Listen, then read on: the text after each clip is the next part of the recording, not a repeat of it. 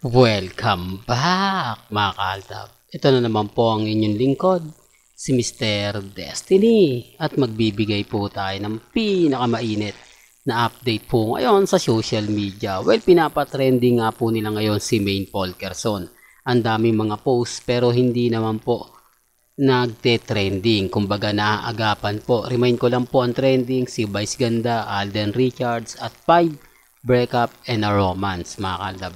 Itong tatlo lang naman po ang nagpapaligsahan. Trending Philippines si Vice Ganda. Celebrity trending si Alden Richards. Remind ko lang po yung mga post ni Mengay ngayon, pagpo-promote lang po ito sa Nathan Studio. Di po ba? Wala na pong iba. Kumbaga taktika na lang po nila yan para makumbinsi si Mengay.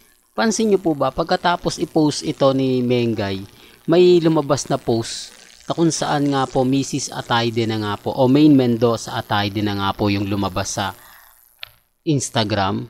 Hindi po ba? Natatawa lang po ako mga kaalda, pero okay lang yan. Sabi ko nga po sa inyo, at least yung Twitter hindi naman po pinalitan. Hindi po ba? Masabi nyo na ginawa yan ni Mengay sa Instagram pero hindi niya ginawa sa Twitter. May kanya-kanya tayong pananaw, may kanya-kanya po tayong opinyon Ang sa akin lang po, update lang naman po yung binabato ko. Kumbaga, dito muna tayo kay Mengay, baka may mag-react na naman sabi kasi nila lagi, naku Alden, fanatics ka, pinopromote mo. Hindi po ba? Ngayon, eto tayo kay Mengay, tutok lang po tayo sa mga nangyayari ngayon, sa mga kaganapan niya. Hindi po ba? Tama naman po yung mga sinasabi ng iba, nasa USC Congressman spotted, samantalang dito siya nagtatrabaho sa Pilipinas. Hindi naman po pwedeng 9 na buwan siya doon. Di po ba? Uuwi po yan dito. Ang tanong, baka naandito naman po talaga sa Pilipinas at hindi naman po talaga siya totally nagtagal sa Amerika. Sabihin na natin na pumunta sila pero umuwi rin naman agad. Di po ba?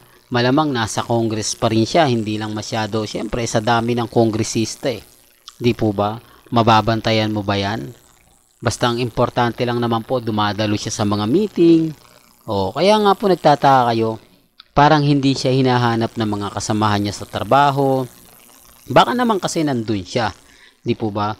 Baka naman kasi mga kaaldab na nakauwi na siya, kaya lang pinagtatakpan lang.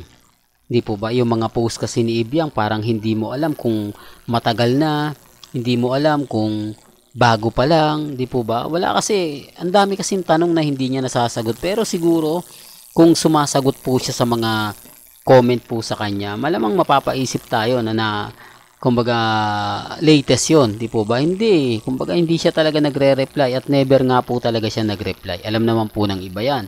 Alam naman po ng mga Maine at Maine fanatics yan. Di po ba? Ngayon, si Mengay yung pinapaingay nila. Bakit? Bakit Mr. Destiny si Mengay pinapaingay nila? Kasi nga po, para mawala yung simpatya ng mga netizen kay Congressman Spotted. Para mapag-usapan siya, para pilitan na lumabas. Di po ba? Kasi medyo may issue nga po talaga. Real talk to, may issue na nga po talaga kay Congressman Spotted. Medyo napag-uusapan siya. Siyempre, yung mga ibang kongresista, hindi, nandito na sa Pilipinas yan. Wala naman Hindi po ba? Kaya nga po dito inaagaw pansin. At pansin niyo po ba, kapag maraming ganap si Alden, kapag maraming post trending, sumasabay ng post si Mengay. Kaya nga po sabi ko, nagkakataon lang po ba? Kasi mainit po yung Mega Magazine ngayon kay Alden Richards. Di po ba? Yung mga pictorial niya, yung mga update niya, di po ba? Siyempre katatapos lang po kasi nung Sunday ng promotion nila at syempre sa Magandang Buhay at sa 24 oras, di po ba? Ganyan po si Alden Richards ka-updated. Kaya nga po ito, kita nyo, ramdam nyo na si Mengay ngayon yung pinagpepiestahan, pero hindi naman po nagtitrending si Mengay kasi alam naman po ng mga ilang netizen na ginagamit lang po sila o ginagamit lang po talaga yung account ni Mengay para mag-promote. Di po ba? Ibig sabihin lang rin to mga kaaldab, nagagawa mag-promote ni Mengay pero sa mga promotion niya, tinotrowback video niya lang po yung post niya o nire-repost niya lang. Di po ba? Doon pa lang mapapansin na po ninyo parang may mali eh. Di po ba? Pero bakit hindi nga po raw nagpo-post si Mengay sa EAT? Bakit wala daw pong update si Mengay sa EAT? Kung kailan nga po ba siya talaga babalik? Oh. At least mga kaaldab, sabi ko nga po sa inyo, sa mga taong nagsasabi ng fake news, nagsasabi ng mga kung ano-ano, pagdating po sa social media, wag po kayo basta-basta maniniwala. Wag po kayo agad-agad, kumbaga, magpapalin lang.